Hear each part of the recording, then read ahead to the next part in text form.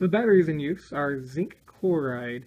These are Harbor Freight batteries that Harbor Freight was nice enough to give as a free item as part of their 20% off and free item. I've got quite a few of them, as you can see here. I'm almost done filling this up. As a little side note, if you do this, you might want to use a plastic container. Mine has a little bit of a gap between the base of these and the actual metal ribs here because of the way that the bar sits up. Alright, after saying it out loud, I was like, you know what, I'm just going to do it now, not even have to worry about it. This is going to be in a trailer bouncing around. So, I have this little foam pad that I, from other projects, I pulled the batteries up a little bit, laid the foam pad down. Now there is 100% no concern about that at all touching the metal on the base of those. So yeah, just these little foam pads that cut it up to shape. Now, according to a website which I will put here in the video, these zinc batteries will have 591 milliamp hours each. So, when they're run in series to create the 12 volts, it still continues to have the 590 milliamp hours. Combined by 10 for the milliamp hours, I now have 5.9 amp hours in this setup right here. These are reserve batteries. These are not constant use, charge, recharge. Having these batteries in here as a backup option, but not as a constant charge and recharge option. So that's what their location, that's what their use is going to be. This is not a 100% of the time use this option. I still have a little bit of room to grow if I really wanted to expand this a little bit. But again,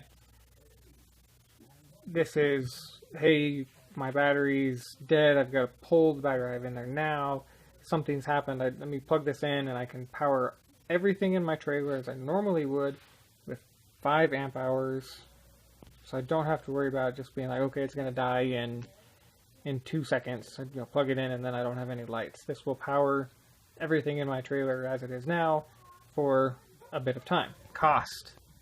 Let's do the breakdown on that.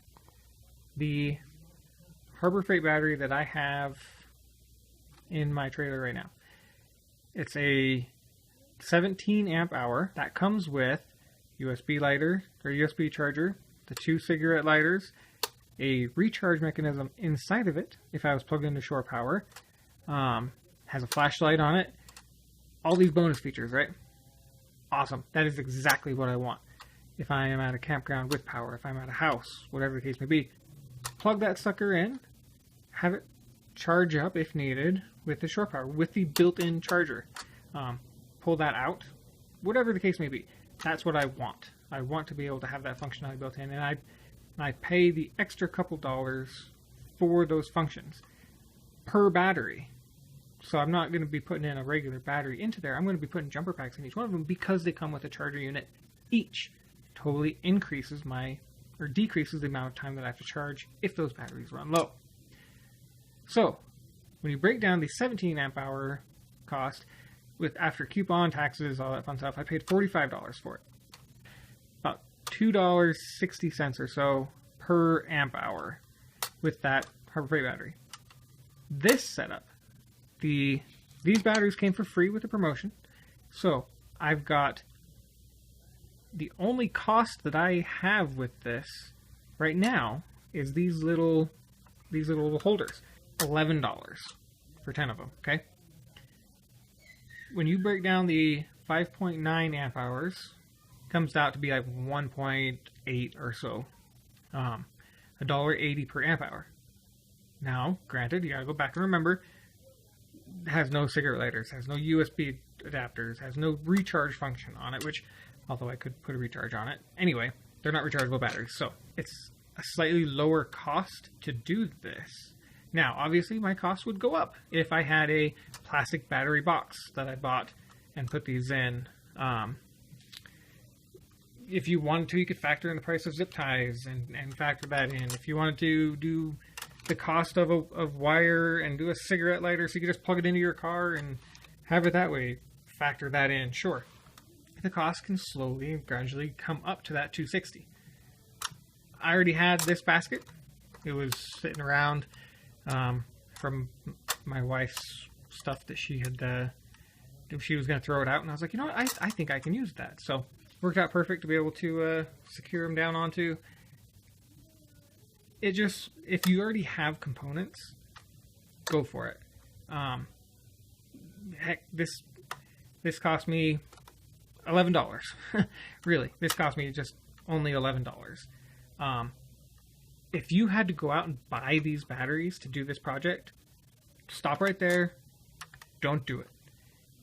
Buying these batteries and doing this project this way, it would be so expensive, and the cost would be so high that it totally makes this a moot point. You might as well just go buy the jumper pack, go buy a battery, whatever the case may be, and do it that way. So anyway, this is ready. This is ready to go in. I'm not going to do any more video on the wiring, hookup, and all that fun stuff. I'm just going to have it. I will have this permanently mounted. I will have this permanently wired into the fuse block, but it will not have a fuse. If I'm going to use this, I will temporarily put in a 5-amp fuse. These batteries should have another 5 to 10 years on them that I can have them sitting in there. And you may say, oh, well, it's a waste to have these batteries as a backup for 5 to 10 years. No, not really. I paid $11 for a backup system, and that's a perfectly good cost to me. So there's that.